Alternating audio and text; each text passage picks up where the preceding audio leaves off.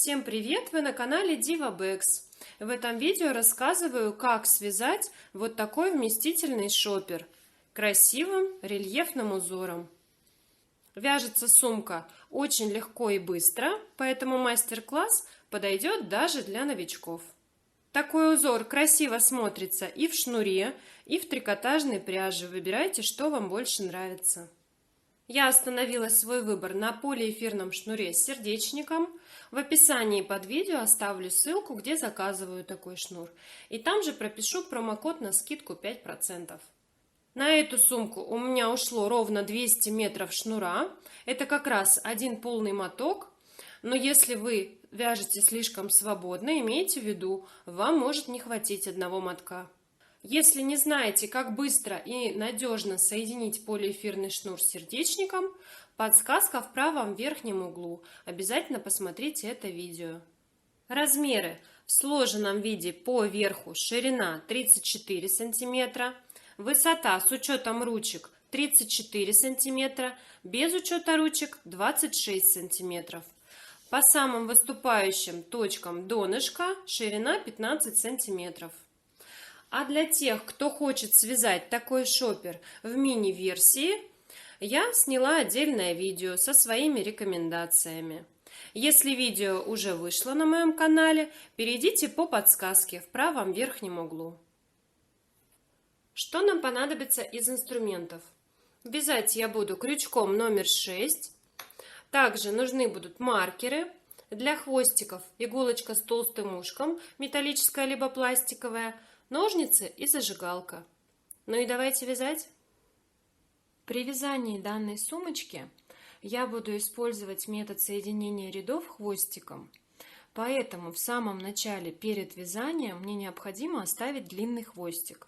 Такой длины, который хватит и на донышко, и на стенки сумки.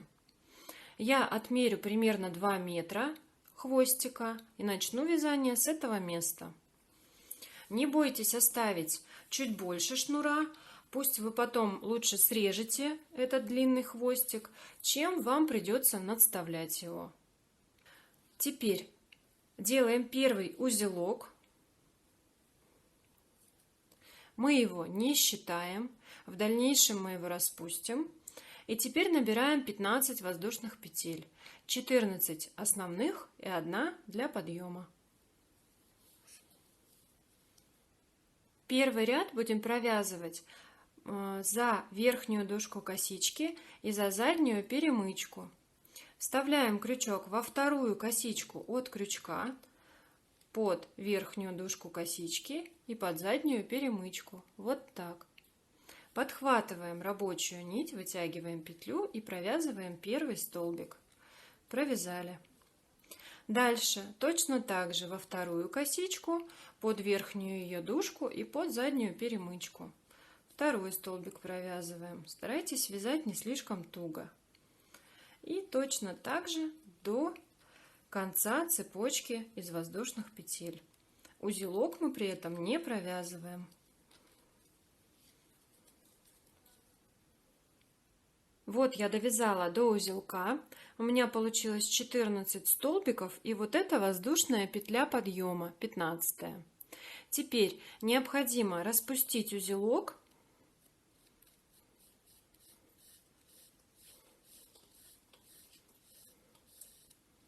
и подтянуть, вот, чтобы вот это отверстие не было таким большим. Тянем за хвостик, затягиваем отверстие. Теперь разворачиваем вязание в обратную сторону. Один столбик в это отверстие мы уже провязали, осталось провязать еще 2. В это же отверстие провязываем еще 2 столбика. Хвостик при этом я не задействую, он у меня как был, так и остался вот в этом месте. Он пригодится чуть позже. Теперь развернулись и в обратном направлении провязываем все то же самое до конца ряда. Теперь будем провязывать уже вот за эту дужку косички, которая у нас осталась одна. То есть вставляем крючок под эту дужку косички, подхватываем рабочую нить и провязываем столбик. Точно так же до конца ряда.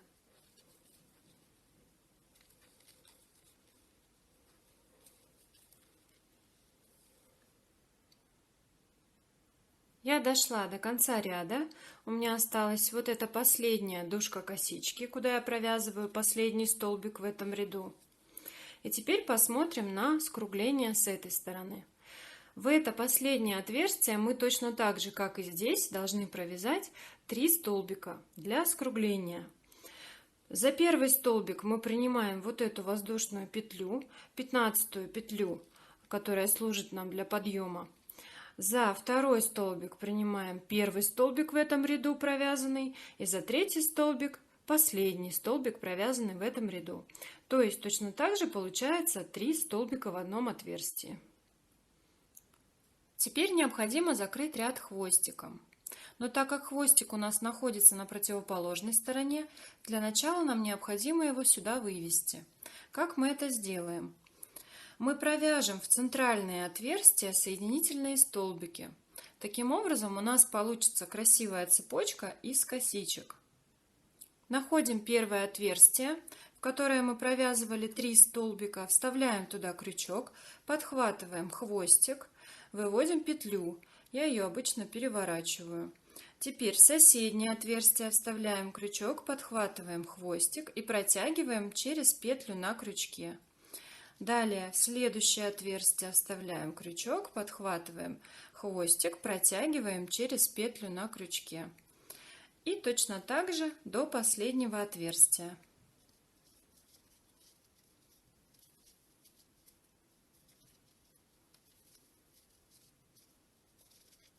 Я дошла до последнего отверстия, провязала в него соединительный столбик и теперь вывожу хвостик наружу.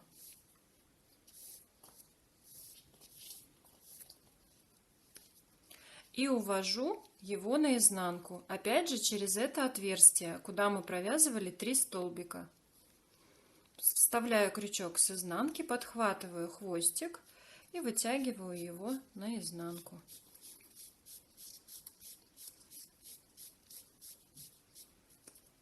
Вот так. Теперь закрываю ряд. Распускаю шапочку последнего столбика, которую мы провязывали в этом ряду, и провязываю ее нитью хвостиком. Подхватываю хвостик, протягиваю через эти 2 петли на крючке, вытягиваю хвостик наружу.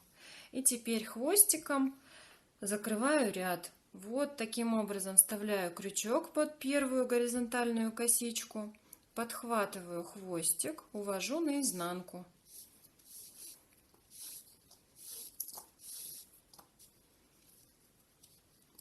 Теперь с изнанки вставляю крючок под последнюю заднюю перемычку и в центр косички последнего столбика, подхватываю хвостик, увожу снова наизнанку. Поправляю все нити.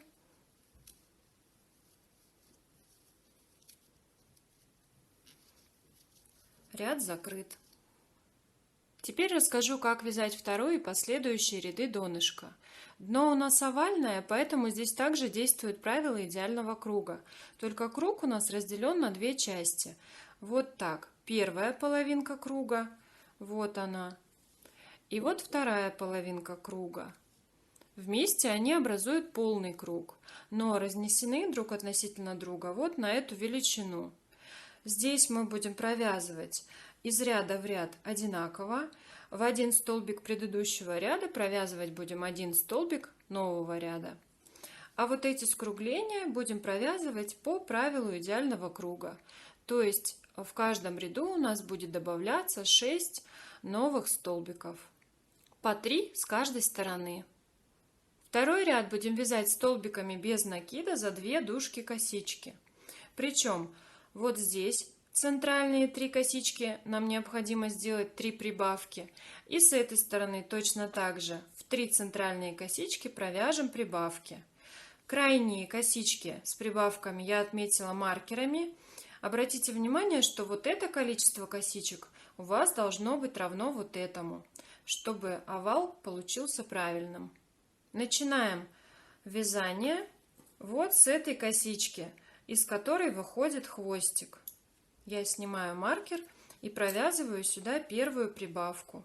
Подхватываю рабочую нить, провязываю первый столбик, следующий в это же отверстие. Провязала первую прибавку, в соседнюю косичку, вторая прибавка. И в следующую, третью косичку, провязываю третью прибавку.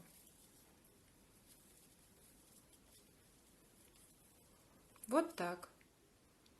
Дальше я провязываю в каждую косичку до маркера по одному столбику без накида, затем 3 прибавки и снова по одному столбику без накида в каждую косичку. Все ряды будем закрывать хвостиком, поэтому на примере второго ряда покажу, как это делается. Последний столбик в ряду провязываем немного по-другому. Под 2 дужки косички вставляем крючок, подхватываем рабочую нить, выводим петлю. Но шапочку столбика провязываем не рабочей нитью, а нитью хвостиком. Подхватываем хвостик, вытягиваем наружу. Вот так. Теперь вставляем крючок под 2 дужки первой горизонтальной косички в этом ряду, подхватываем хвостик, уводим его наизнанку. Затем с изнаночной стороны под заднюю перемычку и в центр косички последнего столбика вставляем крючок, подхватываем хвостик и выводим опять наизнанку. Так мы сформировали вот эту косичку. Поправляем все нити, подтягиваем. Ряд закрыт. Третий ряд. В третьем ряду, так же как и во втором, мы должны сделать 3 прибавки с одной стороны, 3 прибавки с другой стороны. Я их отметила маркерами. По правилу идеального круга мы провяжем одиночный столбик, прибавку, одиночный столбик, прибавку, одиночный столбик, прибавку. И точно так же с другой стороны. Но вязать мы будем столбиками без накида не за обе дужки косички, как в предыдущем ряду, а за вот эти задние перемычки. Поэтому маркеры я повесила за перемычки. Начинаем вязание с той перемычки, из которой выходит хвостик. Вот с этой. Сюда мы провязываем 1 столбик. Дальше у нас идет скругление. Начинаем его с одиночного столбика. Затем прибавку провязываем.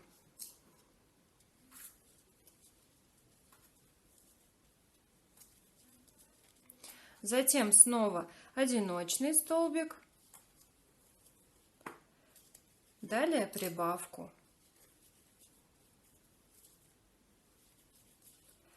И последний раз одиночный столбик и последнюю третью прибавку.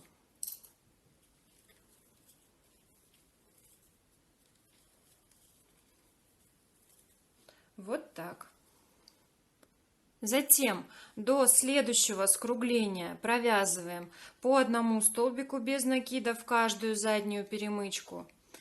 Там, где начинается скругление, начинаем его с одиночного столбика, затем прибавка, опять одиночный столбик, прибавка, одиночный столбик, прибавка.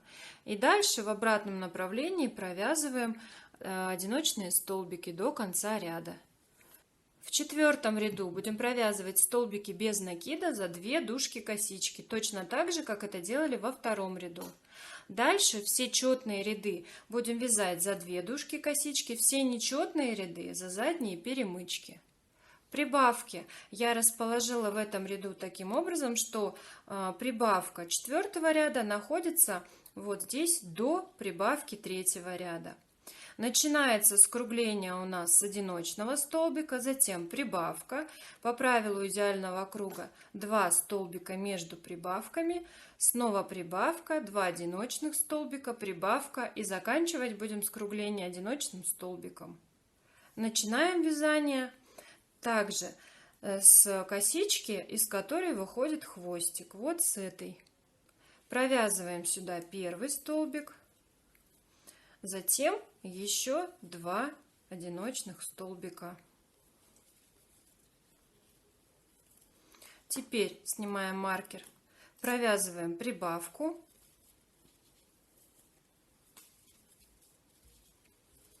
и снова 2 одиночных столбика. Вторую прибавку.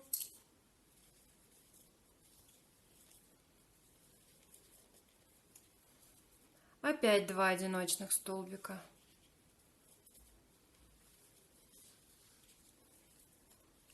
И последнюю прибавку.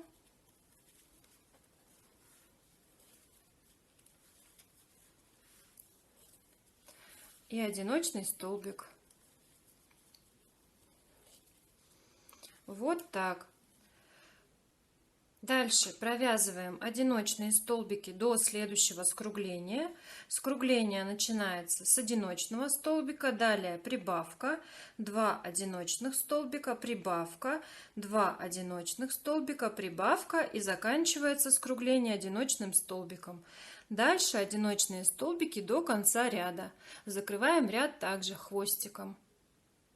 Пятый ряд провязываем за задние перемычки, точно так же, как провязывали третий ряд. Прибавки в пятом ряду я расположила таким образом, что они находятся перед прибавками четвертого ряда. По правилу идеального круга между прибавками в пятом ряду должно быть 3 одиночных столбика. Скругление сразу начинаем с прибавки, затем провязываем 3 одиночных столбика, вторую прибавку, 3 одиночных столбика, третью прибавку и завершаем скругление 3 одиночными столбиками. Пятый ряд начинаем с 3 одиночных столбиков.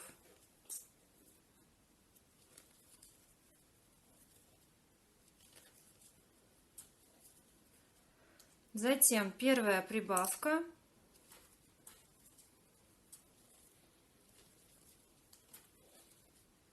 Снова 3 одиночных столбика.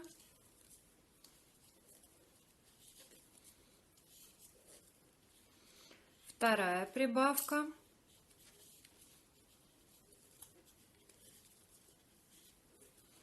Три одиночных столбика.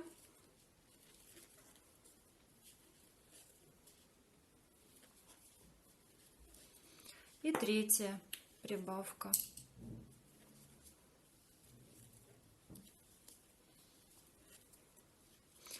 И заканчиваем скругление 3 одиночными столбиками. Вот так. Теперь до следующего маркера провязываем одиночные столбики, затем прибавка, 3 одиночных столбика, прибавка, 3 одиночных столбика, прибавка и до конца ряда одиночные столбики. Закрываем ряд хвостиком. Шестой ряд будем вязать за 2 дужки косички. Прибавки здесь я расположила таким образом. Вот прибавка 5-го ряда, одну косичку отступаем и в следующую будем провязывать прибавку в 6-м ряду. Дальше по правилу идеального круга между прибавками должно быть 4 одиночных столбика. Здесь точно так же провязываю. Соединяю ряд хвостиком. После провязывания 6-го ряда, в принципе, можно уже остановиться и переходить к стенкам. Но я хочу провязать еще один 7-й ряд, для того, чтобы шопер был попухлее. Здесь мы провязываем столбики без накида за задние перемычки. Прибавки я расположила перед прибавками прошлого ряда. Вот она прибавка 6-го ряда. И вот здесь за заднюю перемычку я буду провязывать прибавку в 7-м ряду. Между прибавками по правилу идеального круга в 7-м ряду 5 одиночных столбиков. Я довязала 7-й ряд. Вот такое фактурное красивое донышко у меня получилось. Шнур я не обрезала. Им я продолжу вязать стеночки. Стенки вяжутся по такому же принципу, что и донышко. Каждый четный ряд за 2 дужки косички, каждый нечетный ряд за задние перемычки. Вяжем стенки необходимой высоты без прибавок и убавок. Небольшой лайфхак. Чтобы в вязаном полотне не было отверстий, необходимо правильно провязывать столбики без накида, особенно в тех рядах, где они вяжутся за 2 дужки косички. Вставляем крючок, подхватываем рабочую нить и вытягиваем свободную пышную петлю. Не перетягивайте ее. Дальше делаем накид, провязываем 2 петли на крючке. А вот эта петля, которая остается после провязывания столбика, должна плотно сидеть на крючке. Если она у вас расслабленная, следите за ее натяжением и подтягивайте рабочую нить. Так ваши столбики будут пышными, красивыми, полотно не будет дырявым, и при этом изделие будет хорошо держать форму. Итак, я подняла стеночки сумки до необходимой высоты. Вот у меня последний ряд донышка с прибавками. Со следующего ряда я уже провязывала стенки без прибавок. Всего получилось 23 ряда стенок. Последний ряд провязала за 2 дужки косички. По размеру заготовка у меня получилась по верхней части в сложенном виде 34 сантиметра шириной. И вот эта высота 26 сантиметров. Далее я подняла по самым выступающим точкам овала перпендикуляры к верху сумки, отметила эти места маркерами. Так как у нас по верху 66 столбиков, получается, что 33 столбика приходится на одну сторону, 33 на другую. 13 столбиков я отметила для ручек с одной и с другой стороны. Теперь будем вязать ручки. Верх сумочки буду вязать соединительными столбиками, но не просто за верхнюю дужку косички, еще буду подхватывать заднюю перемычку, чтобы верх в сумочке получился плотным. Начинаю вязание с той задней перемычки и с той косички, из которой выходит хвостик. Подхватываю рабочую нить, вытягиваю петлю. Обычно я ее переворачиваю. Затем под соседнюю верхнюю дужку косички и под заднюю перемычку вставляю крючок, подхватываю рабочую нить и пропускаю через петлю на крючке. Дальше повторяю все то же самое до красного маркера, до того момента, когда начну формировать ручку.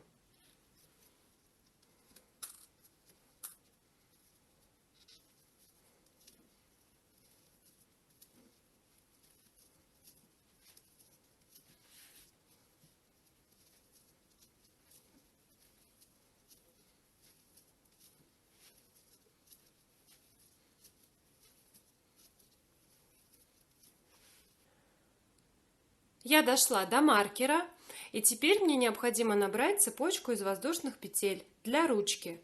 Так как ручку я делаю короткую, мне достаточно 20 воздушных петель.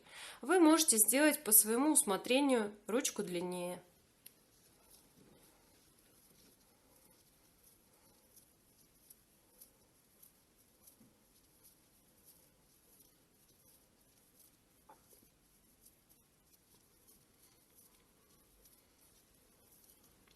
Теперь присоединяем эту цепочку вот сюда, за верхнюю дужку косички и под заднюю перемычку, в косичку, которая следует за маркером. Точно так же протягиваем через петлю на крючке. Вот такая ручка у нас получилась. Далее провязываем 10 соединительных столбиков до первого маркера, включая этот маркер, 10 соединительных столбиков до красного маркера. Снова цепочку из воздушных петель, 20 воздушных петель, присоединяем вот сюда, за вторым красным маркером по этой стороне. И заканчиваем ряд. Закрывать ряд будем точно так же хвостиком. Теперь покажу, как закрыть ряд хвостиком здесь. Когда мы провязываем последний соединительный столбик, мы подхватываем не рабочую нить, а нить-хвостик и протягиваем через петлю на крючке, выводим его. Затем в первую косичку под 2 ее дужки с изнаночной стороны вставляем крючок, подхватываем хвостик, выводим на изнанку. И теперь под заднюю перемычку и в центр последней косички Вставляем крючок, подхватываем хвостик, выводим на изнанку. Вот таким образом мы закрыли ряд. Очень аккуратно и незаметно. Следующий ряд. Начинаем вязать с той косички и задней перемычки, из которой выходит хвостик. Подхватываем рабочую нить, снова переворачиваем петлю и все то же самое проделываем до цепочки из воздушных петель. Провязываем соединительные столбики. Далее, когда дошли до цепочки из воздушных петель, вставляем крючок в центр косички. У меня получается верхняя дужка косички и задняя перемычка сверху. Точно так же подхватываем рабочую нить, протягиваем через петлю на крючке. Таким образом проходим всю цепочку из воздушных петель.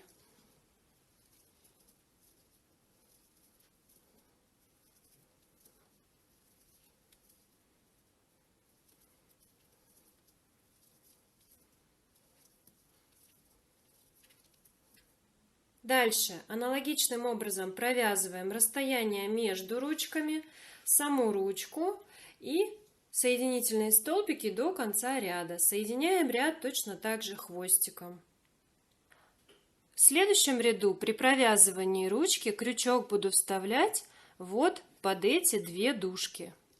Точно так же подхватываю рабочую нить и протягиваю через петлю на крючке.